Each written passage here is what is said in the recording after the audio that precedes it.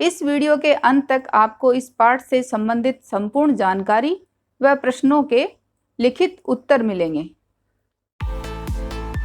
नमस्कार सभी को, हिंदी कला केंद्र में आपका स्वागत है।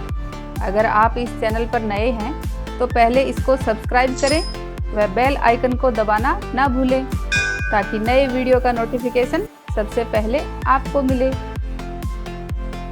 आज हम पढ़ने जा रहे हैं हमारी हिंदी की पुस्तक वसंत का पाठ 2, जिसका शीर्षक है दादी माँ। दादी माँ का नाम सुनते ही सबको अपनी अपनी दादी माँ जरूर याद आई होगी, है ना? क्यों याद करते हैं हम इतना अपनी दादी माँ को, बताओ? क्योंकि वो हमसे बहुत प्यार करती हैं। पापा मम्मी की डांट मिले तो दादी माँ का आंचल मिल जाता है। होता है ना ऐसा? ये देखो, मेरी दादी माँ स्नेह और ममता से भरी हुई, जो मुझसे बहुत प्यार करती हैं। घर में अगर कोई परेशानी आए तो उसका हल किसके पास होता है? दादी माँ के पास। लेकिन ऐसा क्यों, बताओ? क्योंकि वो हम सबसे बड़ी होती हैं और उनके पास जिंदगी के सारे खट्टे मीठे अनुभव होते हैं, जिसके कारण वो हमारी परेशानियों का तुरंत हल बता देती हैं। इसी तरह आज की कहानी के लेखक हैं शिव प्रसाद, डॉक्टर शिव प्रसाद सिंह, जिन्होंने अपनी दादी माँ के बारे में हमें बताया है। इनका जन्म 19 अगस्त 1928 को हुआ था और इनकी मृत्यु 28 सितंबर 2008 में हुई। वे हिंदी के प्रसिद्ध साहित्यकार थे। शिव प्रसाद सिंह एक विद्वान साहित्यकार थे, जिनकी बौद्धिकता, तार्किकता और विलक्षण प्रतिभा संपन्नता ने प्रारंभ से ही हिंदी साहित्य को आंदोलित किया। कहानी को पढ़ने से पहले एक बार इन महीनों को देखते हैं। जैसे अंग्रेजी महीनों को तो हम सब जानते हैं, जनवरी, फरवरी, मार्च, अप्रैल, मई, जून, जुलाई, अगस्त, सितंबर, अक्टूबर, नवंबर और दिसंबर। इसी तरह ये हिंदी महीनों के नाम हैं। जैसे जनवरी हमारा अंग्रेजी में पहला महीना है, इसी तरह हिंदी महीने चैत्र महीने से शुरू होते हैं। तो इनका नाम चैत्र, बैसाख, ज्येष्ठ, आषाढ़, श्रावण, भाद्रपद, आश्विन, कार्तिक, मार्गशीर्ष, पौष, माघ और फाल्गुन। इनको जैसे फाल्गुन को फागुन के नाम से भी जानते हैं, श्रावण को सावन के नाम से भी, भाद्रपद को भादो, आश्विन को कुआर और मार्गशीर्ष को अगहन, पौष को पूस के नाम से जानते हैं। ये महीने जैसे जनवरी में पौष और माघ, आधा महीना पौष का और आधा माघ का, इस तरह से आता है। तो इनको एक बार, इनका नाम एक बार नोट कर लो। अब चलते हैं कहानी की ओर। दादी माँ। कमजोरी ही है अपनी, पर सच तो ये है कि जरा सी कठिनाई पड़ते, बीसों गर्मी, बरसात और बसंत देखने के बाद भी मेरा मन सदा नहीं तो प्राय अनमना सा हो जाता है। ये कौन बोल रहे हैं? लेखक कह रहे हैं कि मैंने बीसों गर्मी, बरसात और बसंत देख लिया, फिर भी मेरा मन हमेशा नहीं, सदा यानी हमेशा नहीं तो प्राय, अक्सर थोड़ा अनमना सा हो जाता है। मेरे शुभ चिंतक मित्र मुंह पर मुझे प्रसन्न करने के लिए आने वाली छुट्टियों की सूचना देते हैं। यानी मेरे शुभ चिंतक कौन होते हैं? जो हमारा भला चालने वाले। तो वो मुझे, मेरे मुंह पर तो मुझे खुश करने के लिए आने वाली छुट्टियों की सूचना देते हैं, और पीठ पीछे मुझे कमजोर और जरा सी प्रतिकूलता से घबराने वाला कहकर मेरा मजाक उड़ाते हैं। तो लेखक के दोस्त क्या बोलते हैं लेखक को? कमजोर और जरा सी प्रतिकूलता यानी विपरीतता, यानी कोई मुसीबत आई तो उसमें घबराने वाला कहकर मेरा मजाक उड़ाते हैं।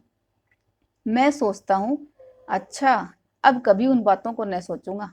ठीक है, जाने दो, सोचने से होता ही क्या है। पर बरबस मेरी आंखों के सामने शरद की शीत किरणों के समान स्वच्छ शीतल किसी की धुंधली छाया नाच उठती है।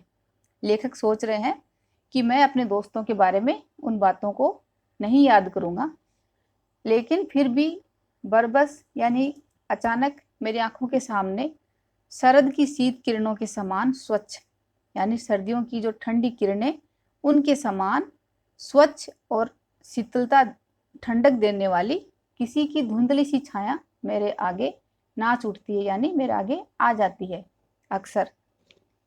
तो वो यहाँ पर लेखक किसके बारे में बात कर रहे हैं? उनको कौन दिखाई दे रहा है? उनको अपनी दादी माँ की याद आ रही है। मुझे लगता है जैसे क्वार के दिन आ गए। क्वार अभी हमने पढ़ा था ना, आश्विन के महीने को बोलते हैं, जो कि सितंबर में आता है। तो उस समय मेरे गांव के चारों ओर पानी ही पानी हिलोरें ले रहा है, यानी चारों तरफ पानी ही पानी है। दूर के सिवान से बहकर आए हुए मोथा और साई की अधगली घासें, गेहूर और बन प्याज की जड़ें तथा नाना प्रकार की बरसाती घासों के बीज सूरज की गर्मी में खोलते हुए पानी में सड़कर एक विचित्र गंध छोड़ रहे हैं। यहाँ पर विभिन्न प्रकार की बरसाती घासों, उनकी जड़ें और उनकी बीज आपस में पानी में बहकर और सूरज की गर्मी में खोलते हुए, यानी गर्म पानी में सड़कर एक उनमें से एक विचित्र गंध निकलती है, यानी एक बदबू निकलती है अजीब सी।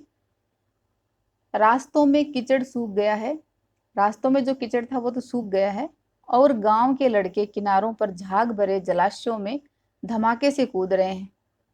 झाग भरे जलाशय यानी जो तालाब हैं, उनके किनारों पर झाग आ गए हैं, उनमें धमाकों से कूद रहे हैं। अपने अपने मौसम की अपनी अपनी बातें होती हैं। यहाँ पर लेखक का इशारा सर्दी, गर्मी, बरसात, ऐसे अलग अलग मौसम की बात हो रही है कि अलग अलग मौसम की अपनी अलग अलग बातें होती हैं। जैसे आषाढ़ में आम और जामुन न मिले। आषाढ़ महीना कब आता है? जून जुलाई में। तो उस वक्त आम और जामुन न मिले, चिंता नहीं। अगहन में चिवड़ा और गुड़ न मिले। अगहन कौन सा महीना है? जिसको मार्गशीर्ष बोलते हैं, जो नवंबर दिसंबर में आता है। दुख नहीं। चैत के दिनों में लाई के साथ गुड़। चैत यानी चैत्र, जो कि मार्च अप्रैल में आता है। की पट्टी न मिले, अफसोस नहीं कि उसका कोई धोखा नहीं। पर क्वार के दिनों में, क्वार के दिनों यानी आश्विन के महीने में, सितंबर में, इस गंधपूर्ण झाग भरे जल में कूदना न हो तो बड़ा बुरा मालूम होता है। यहाँ लेखक का कहने का आशय है कि हर साल इस महीने में वो इसमें जरूर नहाते हैं। मैं भीतर हुड़क रहा था, यानी लेखक का भी मन हुड़क रहा था, यानी तड़पने की क्रिया या भाव। तो लेखक का मन भी उस पानी में कूदने को बेताब हो रहा है, कूदना है। एक दिन ही तो कूद सका। लेखक ने क्या किया? एक दो दिन ही कूद सका। क्यों? फिर क्या हुआ? नहा धोकर बीमार हो गया। हल्की बीमारी न जाने क्यों मुझे अच्छी लगती है। लेखक को हल्की बीमारी अच्छी लगती है। थोड़ा थोड़ा ज्वर हो, ज्वर यानी बुखार हो, सर में साधारण दर्द, और खाने के लिए दिन भर नींबू और साबू। लेकिन इस बार ऐसी चीज नहीं थी। ज्वर तो चढ़ा, ज्वर यानी बुखार तो चढ़ी, तो चढ़ता ही गया, रजाई पर रजाई, और उतरा रात 12 बजे के बाद। तो इस बार लेखक के साथ कुछ उल्टा हुआ कि जब जो ज्वर था, बुखार था, वो थोड़ी देर के लिए ना आकर बहुत देर तक रहा। रजाई पे रजाई क्यों ओढ़ी? क्योंकि लेखक को बहुत तेज ठंड लग रही थी। आपको भी जब बुखार होता है तो ठंड लगती है ना। दिन में मैं चादर लपेटे सोया था। दादी माँ आई, शायद नहाकर आई थी उसी झाग वाले जल में। लेखक को कैसे पता चला कि दादी माँ झाग वाले जल में नहाकर आई थी? क्योंकि उसमें झाग में जो गंधपूर्ण यानी जो बदबू आ रही थी, आती थी, वो भी यहाँ आ रही थी। इसीलिए उनको लगा कि दादी माँ पक्का उस झाग वाले जल में नहाकर आ रही होंगी। पतले दुबले स्नेह सने शरीर पर सफेद किनारीहीन धोती, सन से सफेद बालों के सिरों पर सदैव टपके हुए जल की शीतलता। ये अपनी दादी माँ के बारे में बताया लेखक ने कि दादी माँ पतले दुबले स्नेह सने, स्नेह से भरी हुई, शरीर पर सफेद बिना किनारी वाली धोती यानी साड़ी पहने हुए, सन से सफेद, ज्वर बुखार, सन रुई होता है, तो रुई से सफेद बालों के सिरों पर, सदैव यानी अभी अभी टपके हुए जल की शीतलता। आते ही उन्होंने सर पेट छुए। किसके छुए? दादी माँ ने आकर लेखक के सर को और पेट को छूकर देखा कि ज्वर कितना है। बुखार में हम चेक करते हैं ऐसे। आंचल की गांठ खोल किसी अदृश्य शक्तिधारी के चबूतरे की मिट्टी मुंह में डाली, माथे पर लगाई। ये दादी माँ का नुस्खा है कि उनको ऐसे भरोसा है कि अगर वो उस शक्तिधारी यानी दादी माँ के मन में विश्वास है कि उस चबूतरे से वो मिट्टी लगाएंगी तो वो ठीक हो जाएंगी। तो मुंह में मिट्टी डाली और माथे पर लगाई।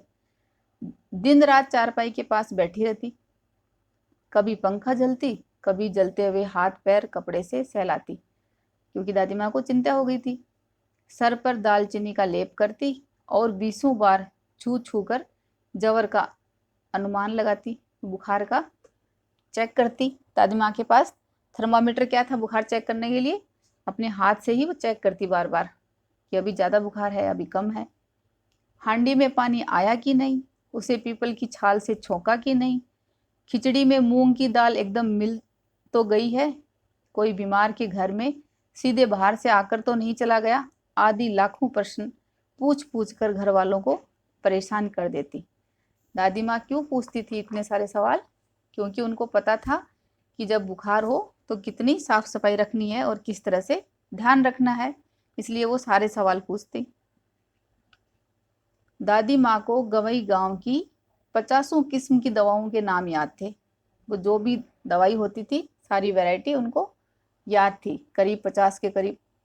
गांव में कोई बीमार होता उसके पास पहुंचती और वहां भी वही काम। क्या काम करती? हाथ छूना, माथा छूना, पेट छूना। फिर भूत से लेकर मलेरिया, सरसाम, निमोनिया तक का अनुमान विश्वास के साथ सुनाती, क्योंकि उनके पास तो एक्सपीरियंस इतना हो गया था। तो वो उनको बताती कि मैं ये दवाई दूंगी तो इससे ठीक हो जाओगे, क्योंकि उनके पास अनुभव हो गया था इतने सारे वर्षों का। मलेरिया तो आप जानते हो, निमोनिया भी। सरसाम क्या होता है? ये भी एक तरह की बुखार है, ज्वर की एक अवस्था जिसमें कफ, पित्त और वात एक साथ उग्र रूप धारण कर लेते हैं। इसी तरह महामारी और विसूचिका के दिनों में रोज सवेरे उठकर स्नान के बाद लवंग और गुड़ मिश्रित जलधार, गूगल और धूप। महामारी महामारी क्या होती है? जो बहुत बड़े एरिया में बहुत ज़्यादा लोगों को प्रभावित करे एक साथ, जैसे कोरोना महामारी। इसी तरह विसूचिका ये एक प्रकार का रोग है जिसे कुछ लोग हैजा कहते हैं। तो ये दोनों ही खतरनाक हैं। तो इस इन दिनों में रोज सवेरे उठकर स्नान के बाद लवंग और गुड़ मिश्रित जलधार, गूगल और धूप, ये दादी माँ का तरीका है। सफाई कोई उनसे सीख ले। दवा में देर होती, मिश्री या शहद खत्म हो जाता, चादर या गिलाफ नहीं बदले जाते तो वे जैसे पागल हो जाती। यानी वो पूरी साफ सफाई का ध्यान रखती और जल्दी से जल्दी जो बीमार होता उसको ठीक कर लेती। दादी माँ के ये नुस्खे थे। बुखार तो मुझे अब भी आता है, नौकर पानी दे जाता है, मैस महाराज अपने मन से पकाकर खिचड़ी या साबू, डॉक्टर साहब आकर नाड़ी देख जाते हैं और कुनैन मिक्सर की शीशी की तिताई के डर से बुखार भी भाग जाता है। पर न जाने क्यों ऐसे बुखार को बुलाने का जी नहीं होता, क्योंकि लेखक को तो कौन सा बुखार चाहिए था जिसमें उनकी दादी माँ उनकी देखभाल करें। इन सब चीज़ों में जो मैस महाराज उनके लिए खिचड़ी बनाते, डॉक्टर साहब नाड़ी देखकर उनको कुनैन की दवाई मिक्सर कुछ दे देते, इन सब से उनको वो अपनापन नहीं मिलता जो दादी माँ के बार बार हाथ छूने, पेट छूने या माथा छूकर जो पता करना था, जो साफ सफाई वो रखती थी, उनसे मिलता था जो अपनापन। किशन भैया की शादी ठीक हुई। लेखक को बार बार अपनी दादी माँ के साथ बिताए कुछ प्रसंग याद आ रहे हैं, जो घटना उनके साथ हुई। उसी तरह वो बुखार वाला किस्सा उनको याद आया, अभी ये दूसरा किस्सा उनको याद आ रहा है। किशन भैया की शादी ठीक हुई। दादी माँ के उत्साह और आनंद का क्या कहना। दादी माँ बहुत खुश थी, दिन भर गायब रहती, सारा घर जैसे उन्होंने सर पर उठा लिया हो। सारा घर सर पर उठा लिया यानी वैसे जताती जैसे सारा काम वो खुद ही कर रही है। पड़ोसी ने आती, बहुत बुलाने पर दादी माँ आती, फिर क्या कहती, बहन बुरा न मानना, कार परोजन का घर ठहरा। कार परोजन यानी ऐसा कोई पारिवारिक उत्सव या जिसमें इष्ट मित्रों संबंधियों आदि की उपस्थिति हो, यानी शादी का घर था। तो उनको बोलती कि बहन बुरा न मानना, कार परोजन का घर ठहरा। एक काम अपने हाथ से न करूं तो होने वाला नहीं। यानी यहाँ इस लाइन से क्या पता चल रहा है कि पूरी जिम्मेदारी दादी माँ ने अपने ऊपर ले रखी थी। जानने को यूं सभी जानते थे कि दादी माँ कुछ करती नहीं, पर किसी काम में उनकी अनुपस्थिति वस्तुतः विलंब का कारण बन जाती। अगर वो नहीं होती तो उस जगह विलंब यानी देर का कारण बन जाती। उन्हीं दिनों की बात है, एक दिन दोपहर को मैं घर लौटा। बाहर निकसार में दादी माँ किसी पर बिगड़ रही थी। निकसार यानी मेन दरवाजे, यहाँ बरामदे के पास ही किसी पर बिगड़ रही थी यानी किसी को डांट रही थी। देखा, पास के कोने में दुबकी रामी की चाची खड़ी है। रामी की चाची ये देखो, वो खड़ी है। दादी माँ बोल रही हैं, सो न होगा धन्नो, रुपए में सूद के साथ सूद के आज दे दे। कि धन्नो, जो मैंने पैसे दिए थे, रुपए दिए थे, वो सूद के आज दे दे, यानी उनके ब्याज आज दे दे। तेरी आंख में तो शर्म है नहीं, मांगने के समय कैसे आई थी, पैरों पर नाक रगड़ती फिरी, किसी ने एक पाई भी न दी। अब लगी है आजकल करने, फसल में दूंगी, फसल में दूंगी, अब क्या तेरी खातिर दूसरी फसल कटेगी। तो इस तरह से दादी माँ रामी की चाची पर नाराज हो रही है। उसको बोल रही है कि जो मेरे पैसे हैं वो ब्याज के साथ दे दे। तेरे को तो शर्म आ नहीं रही, मांगते समय यानी पैसे लेते समय तो तू कितनी सॉफ्ट होकर बोल रही थी, गिड़गिड़ा कर सबसे पैसे मांगने गई थी, किसी ने भी तेरे को एक पैसा नहीं दिया। और अब वो कह रही है कि फसल कटने पर दूंगी, तो अभी बोल रही है कि फसल में दूंगी, फसल में दूंगी, अब क्या तेरी खातिर दूसरी फसल कटेगी। दादी माँ उसको बता रही है कि मुझे जल्दी से मेरे पैसे चाहिए। दूंगी मालकिन, रामी की चाची रोती हुई दोनों हाथों से आंचल पकड़े दादी माँ के पैरों की ओर झुकी। बिटिया की शादी है, आप न दया करेंगी तो उस बेचारी का निस्तार कैसे होगा। निस्तार यानी उसका उद्धार कैसे होगा, उसका कल्याण कैसे होगा। तो वो रामी की चाची दादी से रिक्वेस्ट कर रही है। हट हट, अभी नहा के आ रही हूँ। दादी माँ पीछे हट गई। जाने दो दादी, मैंने इस अप्रिय प्रसंग को हटाने की गरज से कहा। ये बात किसने कहा, जाने दो दादी, लेखक ने। ये लेखक को लगा कि यहाँ पे कुछ गड़बड़ होने वाली है, अप्रिय प्रसंग को हटाने के लिए बोला। बेचारी गरीब है, दे देगी कभी। तो दादी माँ बोल रही है, चल चल, चला है समझाने। मैं चुपके से आंगन की ओर चला गया। कई दिन बीत गए, मैं इस प्रसंग को यानी इस घटना को एकदम भूल सा गया। एक दिन रास्ते में रामी की चाची मिली। वह दादी को पूतो फलो दूधो नहाओ का आशीर्वाद दे रही थी। मैंने पूछा, क्या बात है धन्नो चाची। तो उसने विहल होकर कहा, विहल होकर यानी अभिभूत होकर, वो दादी पर उसको बहुत प्यार आ रहा था, दादी के लिए खुश हो गई थी। बोली, उरिन हो गई बेटा, भगवान भला करे हमारी मालकिन का। उरिन हो गई यानी यहाँ पर उऋण हो गई, यानी मैं ऋण से मुक्त हो गई। उरिन हो गई बेटा, भगवान भला करे हमारी मालकिन का। कल ही आई थी, पीछे का सभी रुपया छोड़ दिया, ऊपर से 10 रुपए का नोट देकर बोली, देखना धन्नो, जैसे तेरी बेटी वैसी मेरी।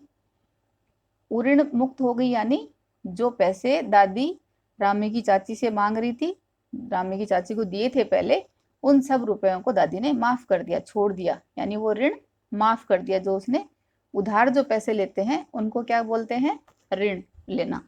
तो उसको दादी ने माफ कर दिया, वो छोड़ दिए, और ऊपर से 10 रुपए का नोट देकर भी कहा कि ले धन्नो, जैसी तेरी बेटी वैसी ही मेरी बेटी। तो बेटी के लिए क्यों दिए, क्योंकि बेटी की बिटिया की शादी थी, धन्नो की चाची की बेटी की। 10-5 के लिए हंसाई ना हो, यानी 10-5 रुपए के लिए सबके सामने हमारी बात ना आए, हंसाई ना हो। देवता है बेटा, देवता। देवता यहाँ किसको बोला है, दादी माँ को। रामी की चाची दादी माँ को देवता बता रही है। उस रोज तो बहुत डांट रही थी। मैंने पूछा, वह तो बड़े लोगों का काम है बाबू, रुपया देकर डांटे भी न तो लाभ क्या। मैं मन ही मन इस तर्क पर हंसता हुआ आगे बढ़ गया। लेखक को ये तर्क बड़ा अजीब लगा तो उस पर हंसता हुआ आगे बढ़ गए। किशन के विवाह के दिनों की बात है। विवाह के 4-5 रोज पहले से ही औरतें रात रात भर गीत गाती हैं। विवाह की रात को अभिनय भी होता है, अभिनय यानी नाटक भी होता है। ये प्राय एक ही कथा का हुआ करता है। उसमें विवाह से लेकर पुत्रोत्पत्ति तक के सभी दृश्य दिखाए जाते हैं। विवाह से लेकर पुत्र पैदा हो तब तक के सारे दृश्य दिखाए जाते हैं। सभी पाठ औरतें ही करती हैं। वो एक नाटक करती हैं जिसमें सब हंस बोल लेती हैं। मैं बीमार होने के कारण बारात में न जा सका। मेरा भाई यानी मामा का बेटा राघव दालान में सो रहा था, बरामदे में सो रहा था। वह भी बारात जाने के बाद पहुंचा था, इसलिए वो भी वहीं रह गया। औरतों ने उस पर आपत्ति की, यानी उसका विरोध किया कि ये आएगा तो हम अभिनय नहीं कर पाएंगी। तब दादी माँ बिगड़ी। लड़के से क्या पर्दा, यानी लड़कों से क्या छुपाना। लड़के और ब्रह्मा का मन एक सा होता है। दादी माँ ने उनका पक्ष लिया। मुझे भी पास ही एक चारपाई पर चादर उड़ाकर दादी माँ ने चुपके से सुला दिया। बाकी औरतों को नहीं बताया और दादी माँ ने लेखक को वहीं चारपाई पर चादर उड़ाकर सुला दिया। बड़ी हंसी आ रही थी। क्यों हंसी आ रही थी? उनका जो नाटक कर रही थी लेडीज, उनको देखकर लेखक को हंसी आ रही थी। सोचा कहीं जोर से हंस दूं, भेद खुल जाए तो निकाल बाहर किया जाऊंगा। पर भाभी की बात पर हंसी रुक न सकी और भंडाफोड़ हो गया, यानी पोल खुल गई। लेखक को हंसी आ गई उनकी बातों पर। देबू की माँ ने चादर खींच ली। कहो दादी, ये कौन बच्चा सोया है? बेचारा रोता है शायद, दूध तो पिला दूं। हाथापाई शुरू हुई। दादी माँ बिगड़ी। लड़के से क्यों लगती है, यानी लड़के को क्यों डांट मार रही है। सुबह रास्ते में देबू की माँ मिली। कल वाला बच्चा भाभी। मैं वहां से जोर से भागा और दादी माँ के पास जा खड़ा हुआ। वस्तुतः किसी प्रकार का अपराध हो जाने पर जब हम दादी माँ की छाया में खड़े हो जाते हैं, अभय दान मिल जाता है। अभय दान यानी भय से रक्षा का वचन देना या शरण देना। तो यहाँ आकर एकदम सुरक्षित हो गया ना कि अभी दादी माँ बचा लेगी। स्नेह और ममता की मूर्ति दादी माँ की एक एक बात आज कैसी कैसी मालूम होती है। लेखक को आज दादी माँ की याद क्यों आ रही है? क्योंकि वो अपनी सारी पुरानी बातों को याद कर रहे हैं। परिस्थितियों का वात्या चक्र जीवन को सूखे पत्ते सा कैसा नचाता है। वात्या चक्र यानी तूफान। परिस्थितियों का जो तूफान होता है वो जीवन को सूखे पत्ते सा कैसा नचाता है। जैसे सूखे पत्ते को हवा किसी भी तरह से नचा सकती है, उसी तरह कई बार परिस्थितियां भी हमारे जीवन को बदल डालती हैं। वो अपने हिसाब से चलाती हैं। इसे दादी माँ खूब जानती थी। दादा की मृत्यु के बाद से ही वे बहुत उदास रहती। संसार उन्हें धोखे की टट्टी मालूम होता। दादा ने उन्हें स्वयं जो धोखा दिया, दादाजी ने उनको कैसे धोखा दिया? वे सदा उन्हें आगे भेजकर अपने पीछे जाने की झूठी बात कहा करते थे। यानी दादाजी दादी को क्या बोलते थे कि पहले तू स्वर्ग में जाएगी, यानी पहले तू मरेगी, उसके बाद मैं जाऊंगा। लेकिन अभी तो दादाजी खुद पहले चले गए, इसीलिए दादी बोलती है कि दादाजी ने भी उनको धोखा दिया। दादा की मृत्यु के बाद कुकुरमुत्ते की तरह बढ़ने वाले, कुकुरमुत्ता यानी मशरूम की तरह बढ़ने वाले, जो बहुत जल्दी बढ़ता है, मुंह में राम बगल में छुरी वाले दोस्तों की शुभ चिंता ने स्थिति और भी डावाडोल कर दी। ये एक मुहावरा है यहाँ पर, मुंह में राम बगल में छुरी। क्या अर्थ होता है इसका? मित्रता का ढोंग कर हानि पहुंचाना, यानी ऊपर से मित्रता का नाटक करने वाले। ऊपर से तो दोस्ती दिखाते हैं और अंदर नीचे हानि पहुंचाते हैं। तो उनकी वजह से स्थिति थोड़ी और डावाडोल यानी बहुत खराब हो गई। दादा के श्राद्ध में दादी माँ के मना करने पर भी पिताजी ने जो अतुल संपत्ति व्यय की, यानी जो संपत्ति उन्होंने खर्च करी थी दादाजी के श्राद्ध में, वह घर की तो थी नहीं, तो वो जरूरत से ज्यादा खर्च कर दी थी। दादी माँ अक्सर उदास रहा करती। माघ के दिन थे। उस समय क्या होता है, ठंडी होती है, ठंडी का मौसम था। कड़ाके का जाड़ा, ठंड को क्या बोलते हैं? जाड़ा। कड़ाके का जाड़ा पड़ रहा था। पछुआ का सन्नाटा और पाले की शीत हड्डियों में घुसी पड़ती, यानी बहुत तेज शीतलहर चल रही थी जिससे हड्डियां भी कांप रही हों, हड्डियों में घुस पड़ती। शाम को मैंने देखा दादी माँ गिल्ली गिली धोती पहने कोने वाले घर में एक संदूक पर दिया जलाए हाथ जोड़कर बैठी हैं। उनकी स्नेह कातर आंखों में मैंने आंसू कभी नहीं देखे थे, यानी दादी माँ को इतना उदास या रोते हुए कभी नहीं देखा था। मैं बहुत देर तक मन मारे उनके पास बैठा रहा। मन मारे यानी लेखक का मन नहीं कर रहा था, फिर भी वहां बैठे रहे। उन्होंने आंखें खोली। दादी माँ, मैंने धीरे से कहा, क्या है रे, तू यहाँ क्यों बैठा है? दादी माँ, एक बात पूछूं, बताओगी ना? मैंने उनकी स्नेहपूर्ण आंखों की ओर देखा। लेखक ने पूछा, क्या है, पूछ। तुम रोती थी? दादी माँ मुस्कुराई। पागल, तूने अभी खाना भी नहीं खाया ना, चल चल। तो दादी माँ क्यों उदास थी, किस वजह से उदास थी, वो सब छुपा गई और उसको पूछ रही है कि तूने अभी तक खाना नहीं खाया ना, चल खाना देती हूँ। धोती तो बदल लो दादी माँ, मैंने कहा, क्योंकि उनकी धोती गीली थी। तो धोती तो बदल लो दादी माँ, साड़ी दूसरी पहन लो। मुझे सर्दी गर्मी नहीं लगती बेटा, वे मुझे खींचती रसोई में ले गई। सुबह मैंने देखा चारपाई पर बैठे पिताजी और किशन भैया मन मारे कुछ सोच रहे हैं। दूसरा चारा ही क्या है, यानी दूसरा और रास्ता ही क्या है, बाबू बोले। रुपया कोई देता नहीं, कितने के तो अभी पिछले भी बाकी हैं। वे रोने रोने से हो गए। क्यों हुए वो? रोने रोने से क्यों हुए? क्योंकि जो पैसे उनसे लोगों ने लिए थे वो वापस नहीं दे रहे थे, और उनके पास उन्होंने जरूरत से ज़्यादा श्राद्ध में खर्चा कर दिया।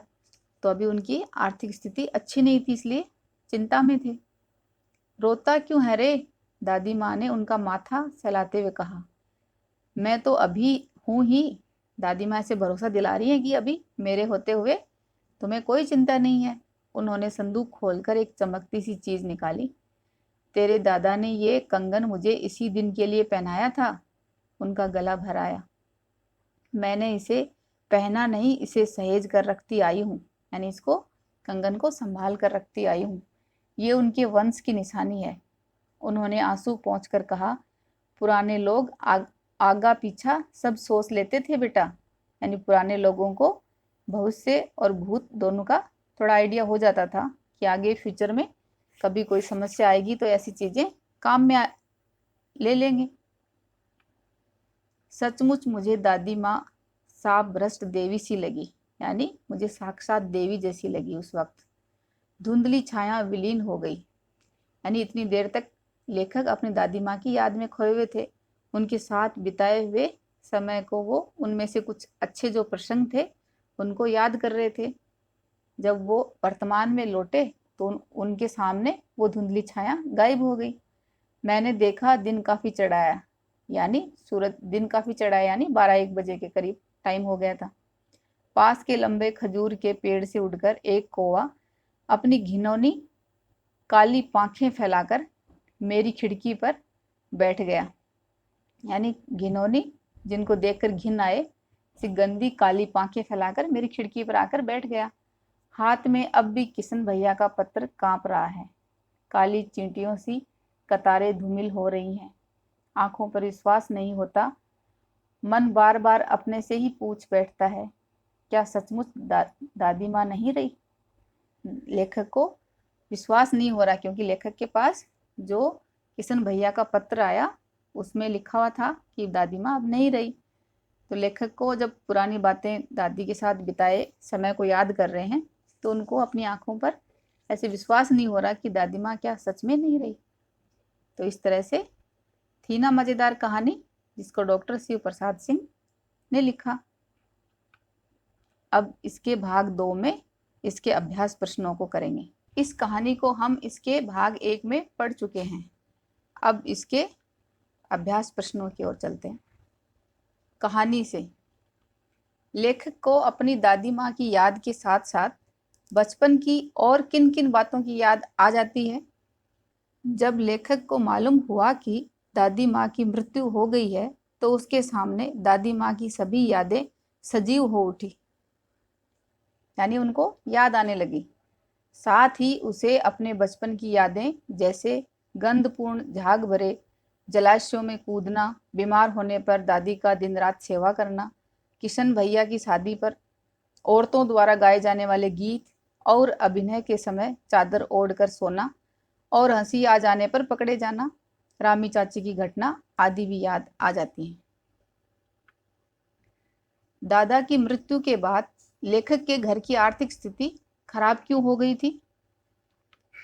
दादा की मृत्यु के बाद लेखक के घर की आर्थिक स्थिति खराब हो गई क्योंकि दादी माँ के मना करने के बावजूद दादाजी के श्राद्ध में लेखक के पिताजी ने अतुल संपत्ति व्यय की और पहले का उधार लिया रुपया कोई दे नहीं रहा था। साथ ही कपटी मित्रों एवं शुभ चिंतकों की बाढ़ आ गई। इन गलत मित्रों की संगति ने सारा धन नष्ट कर डाला। उससे घर की माली हालत और खराब होती गई। दादी माँ के स्वभाव का कौन सा पक्ष आपको सबसे अच्छा लगता है और क्यों? बताओ। दादी माँ के स्वभाव में अनेक पक्ष थे जो मुझे अच्छे लगते हैं। दादी माँ का सेवा, संरक्षणी, परोपकारी व सरस स्वभाव, क्योंकि इन्हीं गुणों के कारण ही वे दूसरों का मन जीतने में हमेशा सफल रही। लेखक के बीमार होने पर दादी माँ द्वारा उनकी सेवा करना, रामी चाची की बेटी की शादी पर उसके घर जाकर उसकी सहायता करना व पिछला बकाया ऋण माफ करना, पिताजी की आर्थिक तंगी देखकर दादाजी द्वारा दिया गया आखिरी उपहार सोने के कंगन उन्हें देना आदि दर्शाता है कि दूसरों की मदद करना ही उनके जीवन का प्रमुख उद्देश्य था। मुझे दादी की सहृदयता और कोमलता वाला पक्ष भी अच्छा लगता है। कहानी से आगे। आपने इस कहानी में महीनों के नाम पढ़े, जैसे क्वार, आषाढ़, माघ। इन महीनों में मौसम कैसा रहता है? लिखिए। क्वार कौन से महीने को बोलते हैं? ये सितंबर और अक्टूबर के बीच में आता है। इस समय गर्मी का अंत, इस समय हल्की हल्की ठंड होती है, यानी न अधिक गर्मी न अधिक सर्दी। इसी तरह आषाढ़ में, आषाढ़ जून जुलाई में आता है, भयानक गर्मी व कभी कभार बारिश भी होती है। माघ में, माघ जनवरी फरवरी में आता है, उस समय अत्यधिक सर्दी। अपने अपने मौसम की अपनी अपनी बातें होती हैं। लेखक के इस कथन के अनुसार ये बताइए कि किस मौसम में कौन कौन सी चीजें विशेष रूप से मिलती हैं। जैसे मौसम 3 होते हैं, सर्दी, गर्मी और बरसात। सर्दी के मौसम में अत्यधिक ठंड पड़ती है। लोग गर्म पेय पीना पसंद करते हैं। फलों में सेब, अमरूद, केले व अंगूर तथा सब्जियों में पालक, बथुआ, सरसों, मटर, फूल गोभी व मूली अधिक मात्रा में मिलते हैं। इसी तरह गर्मी के मौसम में आम, लीची, खरबूजा, तरबूज, खीरा, ककड़ी, अंगूर जैसे फल पाए जाते हैं। सब्जियों में भिंडी, टिंडा, तोरई, घिया, कटहल, खीरा, ककड़ी आदि अधिक मिलते हैं। बरसात के मौसम में अत्यधिक वर्षा होती है। फलों में कई प्रकार के आम, आलू बुखारा, खुमानी के अलावा इस मौसम में सब्जियों में बैंगन, करेले, परवल, फलियां आदि काफी मात्रा में पाए जाते हैं। अनुमान और कल्पना। इस कहानी में कई बार ऋण लेने की बात आपने पढ़ी। अनुमान लगाएं किन किन पारिवारिक परिस्थितियों में गांव के लोगों को ऋण लेना पड़ता होगा और ये उन्हें कहाँ से मिलता होगा। बड़ों से बातचीत कर इस विषय में लिखिए। गांव के लोग प्राय आर्थिक तंगी से परेशान रहते हैं। कई बार ऐसी परिस्थितियां आ जाती हैं जब लोग ऋण शादी विवाह के खर्च के लिए, मकान बनवाने के लिए, फसलों की बुआई के लिए, बच्चों की पढ़ाई के लिए, पशु खरीदने के लिए, किसी पारिवारिक सदस्य की मृत्यु के बाद उसके अंतिम संस्कार के लिए प्राय लोग ऋण लिया करते हैं। ये ऋण उन्हें गांव के जमींदारों व साहूकारों से मिलता है। इसके अलावा ये ऋण सहकारी बैंक, राष्ट्रीयकृत बैंक, सरकार के विभागों, डाकघर से तथा सहकारी समितियों से लोगों को विभिन्न परियोजनाओं के लिए ऋण मिलने लगा है। घर पर होने वाले उत्सवों, समारोह में बच्चे क्या क्या करते हैं? अपने और अपने मित्रों के अनुभव के आधार पर लिखिए। घर पर होने वाले उत्सवों, समारोह में बच्चे नए नए कपड़े पहनकर विभिन्न प्रकार के व्यंजनों का आनंद लेते हैं व नाच गाकर खूब मस्ती करते हैं। इस वक्त में बच्चों को अपने बड़ों के साथ मिलने जुलने का मौका भी मिलता है। नीचे दी गई पंक्तियों पर ध्यान दीजिए। जैसे जरा सी कठिनाई पड़ते अनमना सा हो जाता है, सन से सफेद। इन लाइन में समानता का बोध कराने के लिए सा, सी, से का प्रयोग किया जाता है। ऐसे 5 और शब्द लिखिए और उनका वाक्यों में प्रयोग कीजिए। जैसे सन से सफेद, अनमना सा हो जाता, जरा सी कठिनाई। तो इसी तरह हम बनाएंगे फूल सी कोमल, जैसे फूल सी कोमल बच्ची खेल रही है। इसी तरह मिश्री सी मीठी, पायल की आवाज मिश्री सी मीठी है। शहद सा मीठा, ये पका आम तो शहद सा मीठा है। पत्थर सी कठोर, ये लकड़ी तो पत्थर सी कठोर है। और इसी तरह टमाटर से लाल, बच्चे के गाल टमाटर से लाल हैं। तो इन सब में सी, से, इस तरह। कहानी में छू छू कर ज्वर का अनुमान करती, यानी बुखार का आइडिया लगाती। पूछ पूछ कर घर वालों को परेशान कर देती। जैसे वाक्य आए हैं, किसी क्रिया को जोर देकर कहने के लिए एक से अधिक बार एक ही शब्द का प्रयोग होता है। जैसे वहां जा जाकर थक गया, उन्हें ढूंढ ढूंढ कर देख। इस प्रकार के 5 वाक्य बनाइए, जिनमें जैसे जा जाकर, ढूंढ ढूंढ कर, पूछ पूछ कर, छू छू कर। तो हम बनाएंगे मैंने इस कविता को लिख लिख कर याद किया है। इसी तरह बच्चे ने रो रो कर घर सिर पर उठा लिया। अनिल ने मैले कमीज को धो धोकर साफ कर दिया। मैंने सारे दोहे बोल बोल कर याद कर लिए। भीड़ ने चोर को मार मार कर अधमरा कर दिया। यहाँ पर मार मार कर, बोल बोल कर, धो धो कर, रो रो कर, लिख लिख कर। बोलचाल में प्रयोग होने वाले शब्द और वाक्यांश दादी माँ कहानी में है। इन शब्दों और वाक्यांशों से पता चलता है कि ये कहानी किसी विशेष क्षेत्र से संबंधित है। ऐसे शब्दों और वाक्यांशों में क्षेत्रीय बोलचाल की खूबियां होती हैं। उदाहरण के लिए निकसार, बरहामा, उरिन, चिवड़ा, छोंका इत्यादि शब्दों को देखा जा सकता है। इन शब्दों का उच्चारण अन्य क्षेत्रीय बोलियों में अलग ढंग से होता है। जैसे चिवड़ा को चिड़वा, चुड़त्र को पोहा, और इसी तरह छोंका को छोंक, तड़का भी कहा जाता है। निकसार, उरिन और ब्रह्मा शब्द क्रमशः निकास, उरिण और ब्रह्मा शब्द का क्षेत्रीय रूप है। इस प्रकार के रूप हैं। इस प्रकार के 10 शब्दों को बोलचाल में उपयोग होने वाली भाषा या बोली से एकत्रित कीजिए और कक्षा में लिखकर दिखाइए। तो ये आप अपनी क्षेत्र के बोलचाल शब्दों को लिख सकते हो, जिनको हम अपनी भाषा में कैसे लिखते हैं और दूसरे लोग इस तरह लिखते होंगे। जैसे मिट्टी, माटी, मट्टी। इसी तरह घासलेट बोलता है कोई, कोई मिट्टी का तेल। घना को कोई अधिक बोलता है तो कोई ज़्यादा। बंदा व्यक्ति, इंसान। लक्षण को कोई लक्षण। विवाह ब्याह शादी। कृष्ण किशन। घड़ा को मटका, गगरी, गहीली। मोजा जुराब। सर्दी को कोई सर्दी, जाड़ा। मुख्य बिंदु की ओर चलते हैं अभी। आप भी अपनी दादी माँ के साथ घटित किसी यादगार प्रसंग को अपने शब्दों में लिखें। हिंदी महीनों के नामों को याद करें। मौका मिलने पर अपनी दादी माँ के साथ वक्त बिताएं। सुधार व सुझावों के लिए कमेंट बॉक्स में लिखें। अगर हमारे वीडियो बन ही रहे हैं आपके फेवरेट, तो फिर क्यों ना करें इनको लाइक, सब्सक्राइब और रिकमेंड। हमें और बेहतर बनाने के लिए आप कर सकते हैं कमेंट। धन्यवाद।